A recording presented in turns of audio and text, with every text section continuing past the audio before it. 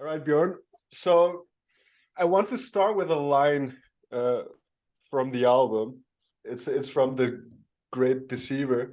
Back to reality again. A 2 year break to reset our brains. Uh, what went through your mind in those 2 years?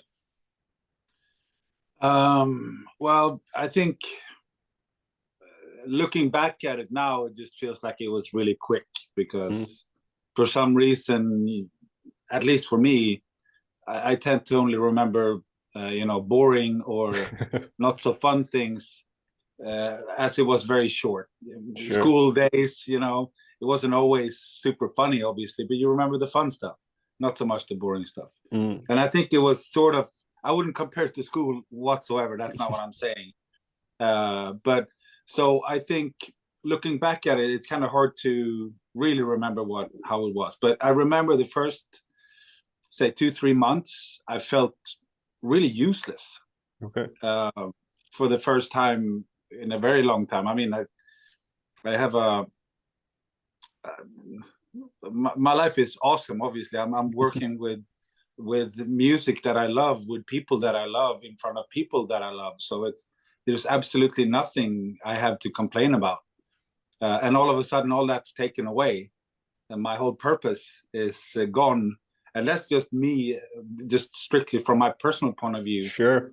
You add all the craziness with people getting really sick and shutting down countries and all that stuff. So it was just a really weird time. But my initial thoughts were, I feel useless. I have no function right now. All I'm doing, all I want to do, and all I'm good at is being on the road, making music, playing music, and all of a sudden that's taken away. So I felt useless. That was going through my mind. But I think the more we could see things sort of opening up after a year and a half, we could see a few concerts happening. I remember seeing something in New Zealand, and then tours started happening in the US, even though us Europeans weren't allowed to come over there yet. It was sort of a Hmm. light at the end of the tunnel, sort of. So that's when we started thinking that this might, I wouldn't say be over soon, but at least we would find a way for people to sort of live in the situation and be mindful and still be able to enjoy ourselves and have music as a recreational tool, and I could get back to what I'm supposed to do or what I really want to do, So it took about a year or so before we could feel that, and that's when we went into the studio and decided, even though we weren't done touring with Either Mask, the previous record, we felt like Right. it's over a 2-year break, so we might as well do something. We're not going to be in a hurry to release it, but at least we will have something that's current. And I don't think that we thought about it at the time that it might, the vibe and the general weirdness of the pandemic would trickle into the record, but I think it probably did in a way. I Mm. don't think you can control that. So I think it was important from that perspective too. So yeah, that's sort of what in the short and the long of it. Sure. All right. You do allude to something I've always find interesting because, well, you've been in this band, I believe, since 1995, 1996. So it's been a big chunk of your life. And then, as you mentioned, sometimes it gets, at some point, it just gets taken away for 2 years. And you're forced to think about identity and who you are outside of the band, I suppose. So what have you found who is Björn kind of aside from the guitarist from In Flames? um I don't know. I guess it's really hard for anybody to describe themselves, Sure. but I think out of the things that I really, really do enjoy, that's not making music, playing music with my friends. I think I'm a very sociable. I like people. I like hanging out. I want to have people around me. I don't mind being alone, but that's when I would do stuff that's only for me, like reading Sure. or painting or stuff like that. I would do that by myself. But everything else I do, watch football or Mm. barbecue or make food or, basically it's all about hanging out with people. So I'm a very sociable guy. And that was another thing that was so weird during the pandemic is like all of a sudden you can't do that either. You can't Right. socialize. I can't play music, and I can't, see football because there was no football. All these Right. things were taken away. So I that's probably why I felt useless, or I don't know. It's probably the closest to depression I've ever come, and yeah. So, and I'm very fortunate that way. I don't really have those issues. So, and I understand that it's very, very common, and I'm probably more rare than, at least in that perspective. I've been very fortunate that I haven't really had many issues, and this is the first time I kind of felt that, wow, this is, yeah, I feel pointless, and that's a feeling I don't want to have again. Well, luckily, life has gotten back to some sense of normalcy at least. Well, one thing you mentioned, after a year, you were kind of ready to make music again. I believe yourself and Anders went to LA for a couple of weeks to kind of, I don't know, to clear your mind and to start these initial ideas. So what can you tell me about those couple of weeks in LA and kind of just being back together with Anders and getting the creative juices flowing again? It was amazing, of course. I mean, having that 2-year unwanted break in a way was obviously frustrating as we went through. But I think the first thing was the really, really cool thing was to be able to see each other again, like because I hadn't seen him for almost 2 years. I hadn't seen any of the other guys in the band for over 2 years too. It's been maybe a FaceTime here and there, or a text or whatever, but everybody, I think, felt like life is just on pause, right?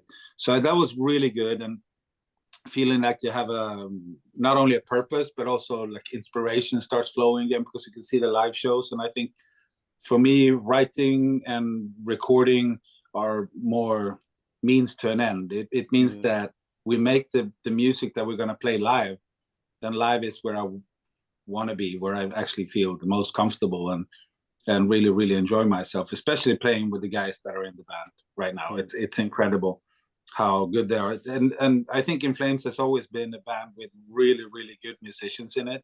We've always sounded really good. So it's I've been extremely fortunate playing in this band, because I've learned a lot, and it's given me so much.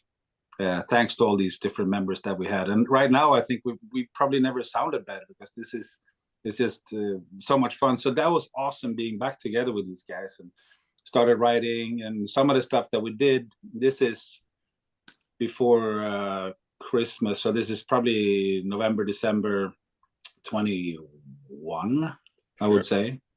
And then we had a break after. We did 3-4 weeks of writing and hanging out in Los Angeles, and then we came home over the Christmas and New Year's holidays, and then we went back again and continued writing, and that sort of turned into a recording session. We worked with Mike and Howard again, and had Joe, our old drummer, mix the record. So it was like a whole family thing, and of course it felt extra special, because we haven't seen each other for years, and because of all the things that were hopefully now behind us. Well, that's very good to hear.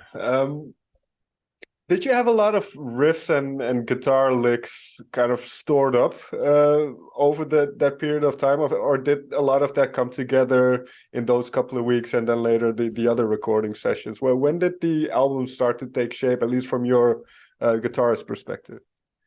So as I kind of mentioned a little bit earlier, like my whole point with this is I want to be on stage, and if I can't see the live shows happening, I don't feel very inspired to write music or compose or rehearse or all these things are just, I have to do those in order to get to where I want to be, So no, I don't really, until we say that we are going to record and we have all these tours coming up or shows and everything, that's when I start feeling like the juice is flowing in a way. And so that didn't happen naturally over the 2 years. But then when we started talking, it was just like an on switch, basically, like it's always been for me. I don't constantly write. I write when we sort of decide to. It's either or live or writing, I think. for me. A lot of people are super efficient and very productive. I'm not. I try to really enjoy the touring side, and then when I'm writing, I try to focus on that to make sure that the touring side will be awesome later on, but at least from my perspective.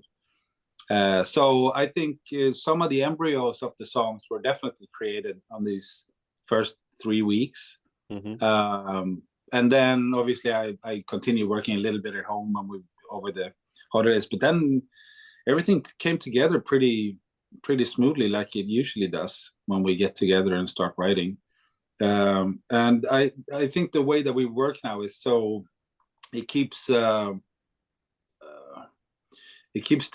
productivity up, and it also keeps the inspiration up, because it's not mechanically going into the studio 12 to 16 hours a day, the same riffs, the same whatever. So what we do is like we try to limit the time that we spend in the studio to maybe, I don't know, between 4 and 6 hours maybe, but be very productive. Howard's team with Mike and all those guys are extremely efficient. So the time we spend there, the 4 to 6 hours, we get so much done. It's basically just work. Okay. But the energy level is still pretty high when we are done with the studio session, so I can get back to the house, continue writing and arranging and working with Anders on different ideas with the songs. So that's what I really like with it, because it means that the whole day is filled with a little bit of work, but mostly with being creative, and then it just keeps the energy high all through the whole recording. And it was basically all in all 2 months would change, I'd say, the whole thing, basically writing and recording it. So was it a conscious effort to make it more guitar orientated, to focus in on the guitars and kind of the way the bass and the drum kind of collectively create that foundation? Let me ask it differently, sorry. Do you as a band kind of discuss beforehand, before you go into the studio, and you and Anders, as you start writing, do you discuss a lot of ideas, or is it just like, let's see what comes out? But most of there's no recipe, right?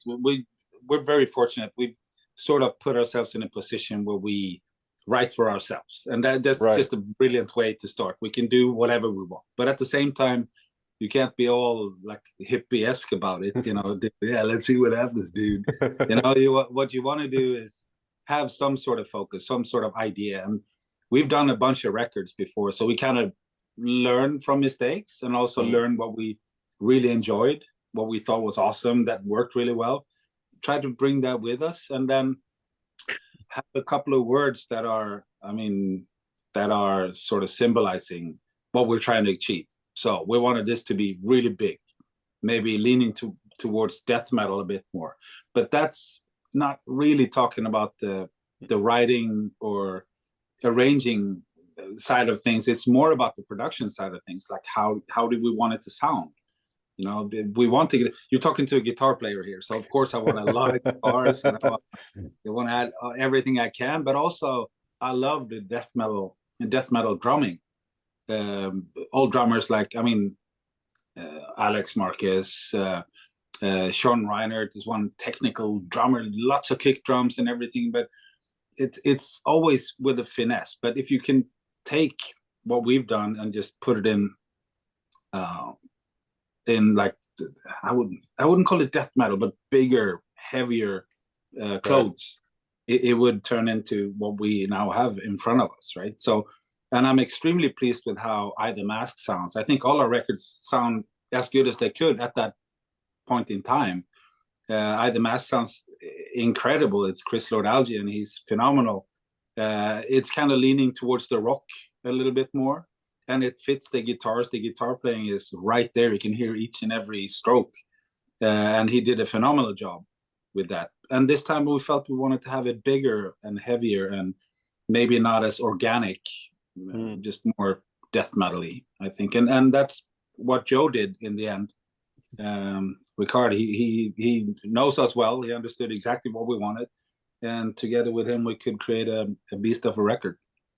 Is it fair to say, and this is just from me listening through the album, but is it fair you also kind of cut away the fat a little bit of songs. There aren't those really long songs on there. It's very, very efficient. I would say. Is that fair to say? I always like that. I always like being efficient. I don't think there's sort of a recipe, but there are sort of in my head a formula where I feel like then you get to the good stuff early, like a good melody or a solid riff or something, really hooky chorus, and a nice little breakdown or solo part of it. All those things are important for me in a song. I don't really need the long jam sessions, even though I'm a huge fan of 70s rock, where that was basically what it was all about. I don't think that we're that kind of band. I don't think that that's the music I want to write. So I want to get to the point fairly quick. So I always have that in mind. But I think the strength with this band is that Anders has a different point of view, a different way of looking at songs and songwriting. And he comes from a different perspective. He really wants to have these longer. He wants to have it not as obvious. And I think the combination of the two is what makes it strong. It makes it still interesting, and you get to the good stuff fairly early. You know, so I think it was not a conscious decision to trim away any fat. I don't think there is enough fat sometimes. Okay. You know, for certain songs, but because you want to make it big and big and big, you know. But I think, again, what we talked about a little bit before the record was like the sound more, the production side, how we want this album to be perceived. How do you want to experience it when you sit in front of two huge speakers, right? Do you want to hear the least little, weird sounds that are only in the background, or do you want to have a fucking huge mountain topple over you with sound? You know, it's two different things. Sure. And that's sort of, I think, what we achieved and what we did. Songwriting wise, we did we're fortunate that way, you know. We're in a position where we write what we want to hear and what we want to play. So we didn't change that very much. No, but that I assume is very liberating to not worry about what other people think. Well, in the end, I think you can't. Because there's too many. You can't please everyone. Too many people. Yeah, no, and it's really, really hard. I have this conversation with most people, especially when you talk about songwriting and what do you think about people saying this and that. I don't, because there's no time for that. Life's way too short to worry about everybody else's opinion. In the end, music is a matter of taste, you know, and for me, it's either good or bad. You know, it doesn't matter what genre it is. It's just a matter of if it hits me in the right spots or if it doesn't. And that's all the energy I'm going to spend on that, you know. And the same thing when we write music, it's hard enough to please us, you know. Not all of us in the band love playing each and every song every night, you know. That's just the way it works. But at least it's something that we decided that we write together, so we can live with at night, certain nights, playing the same song 2,000 times, right? We can, because we wrote it and we wrote it for us, you know. So it's something that we will always be proud of, not something that somebody else steered us into doing, or we did it because we thought that's what the world wanted to hear. And you never know. We're not, you know, oracles. We can't see into the future what the next trend's going to be. So we try to stick to our guns and do what we know we will enjoy playing. And sometimes we get shit for it. Sometimes people love it. It's just taste. That's why I don't spend too much time or energy wasting any of that on that. No, I think that's a very healthy and realistic attitude, because like you said, there's always somebody who wants to give their opinion about anything. So it doesn't, people are free to do it, and now people have extremely good platforms for that. Right, you know, right. social media, and so be it. I mean, it's just a matter of how you choose to use the information or your opinion about certain things. I mean, it can be nice or it can be an asshole, you know. Sure. Getting back to what you mentioned earlier about kind of the way you and Anders work together, what is it about the chemistry between the two of you, because you've been working together for so long now, and you've made 14 albums, which is a hell of a bunch of songs. So what still makes it kind of exciting, and do you discuss the themes and all that stuff, or how do you keep it fresh between the two of you?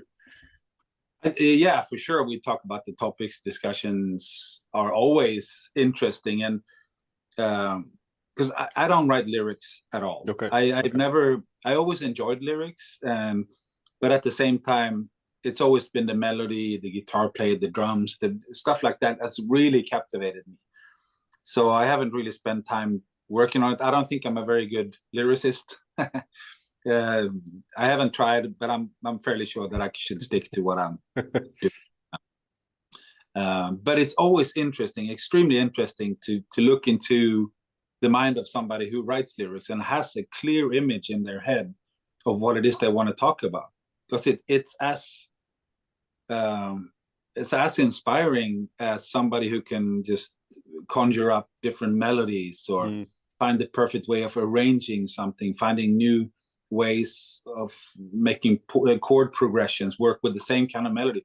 All these things are, you're like a smith with words, you know, and that's extremely cool to have a look at that and be sort of part of that process, being that little the wall you can bounce, the Anders can bounce ideas off of, being able to have an opinion about that just as much as he has an opinion about the music, the riffs, the guitars, the drums, and all that stuff. That I think that combination of being open, at least towards each other musically, what it is we want to do, what it is we want to talk about, or the way we want to sound, all these things are we talk about that a lot, you know, and it's really cool to see how that works. That's part of what I really like with the writing process.